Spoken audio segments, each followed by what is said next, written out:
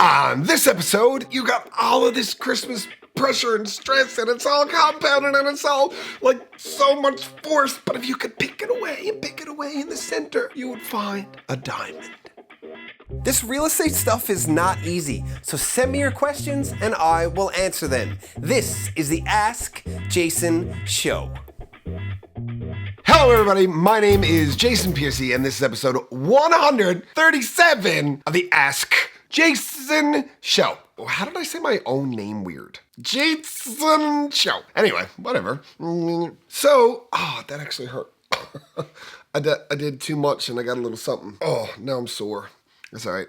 Luckily, I have Reel It In. You're doing this, Reel It In. I think I have a chiropractic appointment later. So, what were we're started in already. This is a mess already. Oh, I remember. So it's almost Christmas, and I think it's important to talk about your real estate needs, your goals, whether it's buying or selling, and the fact that we live locally in our local market. We live in a place where Christmas is celebrated very heavily, and I say that like it's a bad thing. I just mean that it is a huge part of our culture that can make it difficult to make your real estate goals, wants, needs a priority because there's so much else going on. Like you're trying to organize viewings if you have your house listed and you got Christmas stuff that you got to get done, or you're trying to go out and see other places and you can't get into them because they got family over for Christmas or they got blah, blah, blah. And now the kids are going to be out of school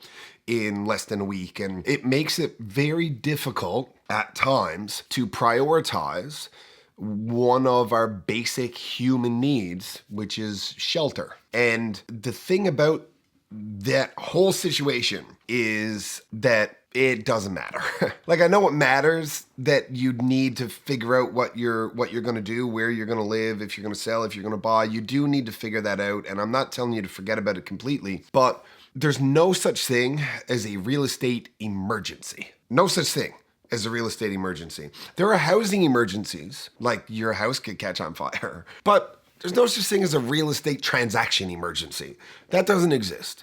Moreover, all of the things that are built into your head in any given moment that are making you feel so impassioned, and you're sensing all of this urgency, and you have all of this pressure to accomplish whatever goal it is by a certain period of time because you got to be in the new house for Christmas, or you got to get this place sold because there's this thing that's happening and you got family coming in, and it's just, shh.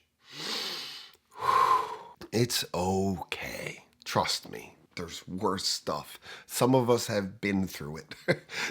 There's way worse things. This is gonna be okay. All of the tension and stress that you're feeling surrounding this is not coming from this itself. That's a little bit. You're taking the rest of it from all of the other things. There's your Christmas budget. There's your in-laws are coming to town. Like, there's all of these different things, and there's getting the lights on the tree right because you refuse to buy one that's pre-lit, which, by the way, get with the times. Like, come on, buy the pre-lit one. There's a great deal. I was looking at the flyer at Canadian Tire just yesterday. There's a 7-foot tree with 1,000 lights and over 3,000 tips. That's a lot of tips.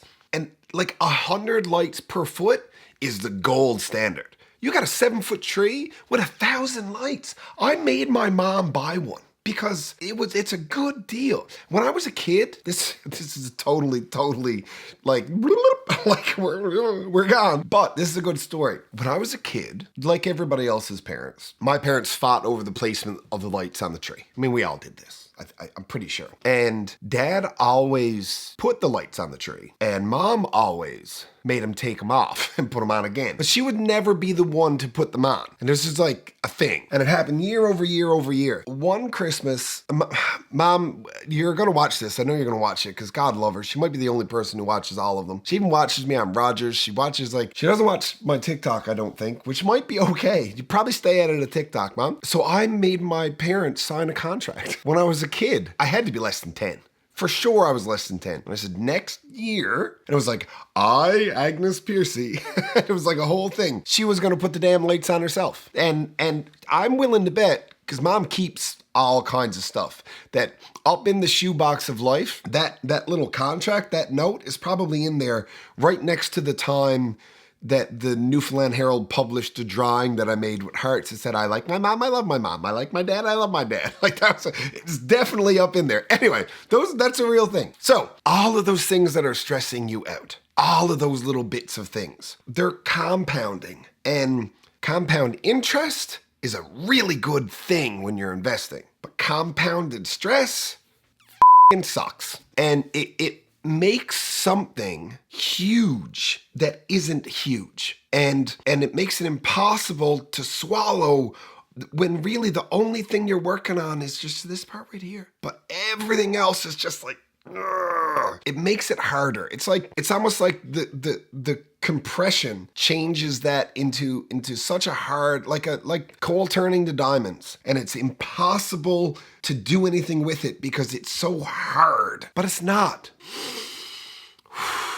Wasu. Everything's gonna be okay. On top of all of that, here's how you also know that you get to take a break. I'm around a dozen years, maybe more, practicing as a real estate agent, a realtor here in our local market. You get to see trends. If I map out what months of the year the most deals get done in, you will see trends, okay? But the only one that is consistent enough year over year that I consider it to be reliable is what happens in January. I can't tell you why. 9 of the 12 years, and it's probably 10 of the 12 years, but a year ago I sort of missed this time, so I don't have the data for it. I wasn't working. Let's just say on average 24 deals get done in a year. And that breaks out to 2 per month because there's 12 months. 12 times 2 is 24. And then you have 2 through your spring and your summer, and there might be some with 3 and some with 1 and some with 4,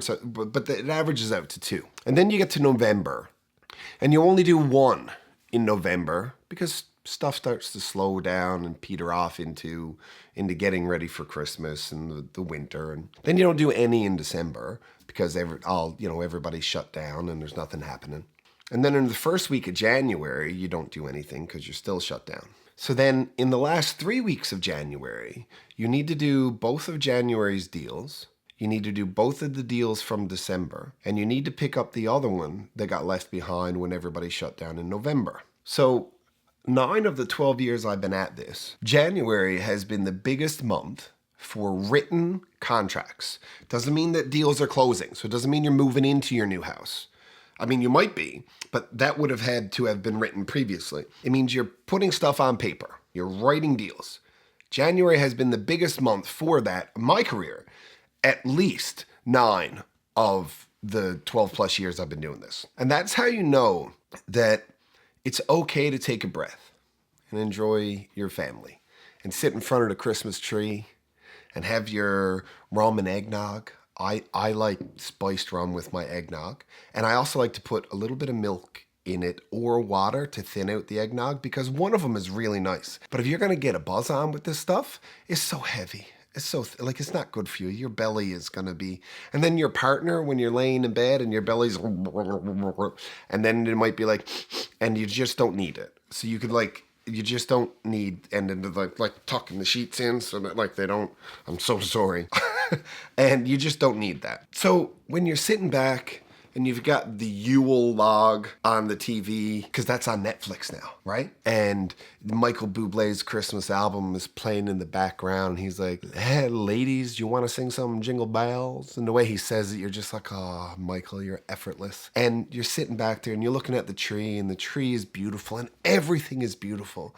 And you just look around at your house and you're like, do I really want to live here? Maybe we could sell. Maybe we could call the Ask team or Jason. And maybe in January, there's a lot of deals get done in January. I learned that because I watched that guy on Facebook and YouTube, and he's got such good advice. And maybe this is not the place for us anymore. Jimmy, maybe we should move. And then Jimmy's like, oh, for f***'s sakes.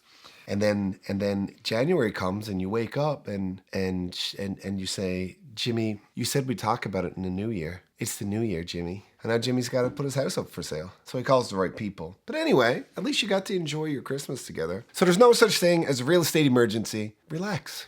Enjoy your Christmas. Enjoy your loved ones. And tell the truth to your loved ones that you don't like. Because you can love somebody, but not really like them. And I think it's okay to be honest about that. You could just be like, I love you because of the social construct of family. That's why I love you. But you can go home now. It's okay.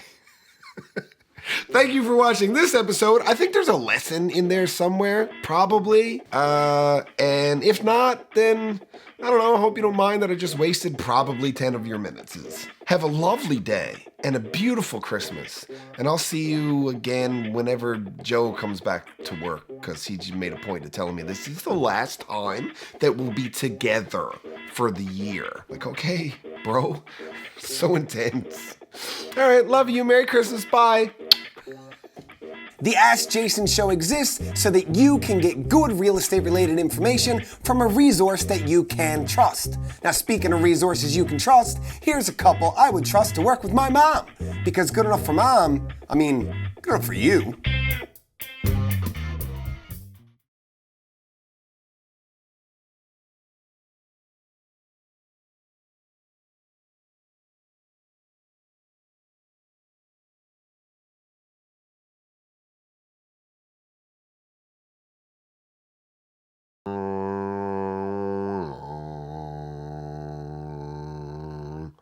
See, I should be able to sing. I should. Give me an E.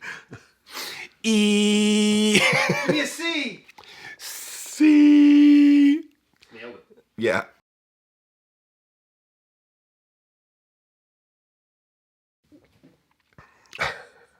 Here we go. Get my nipples hard.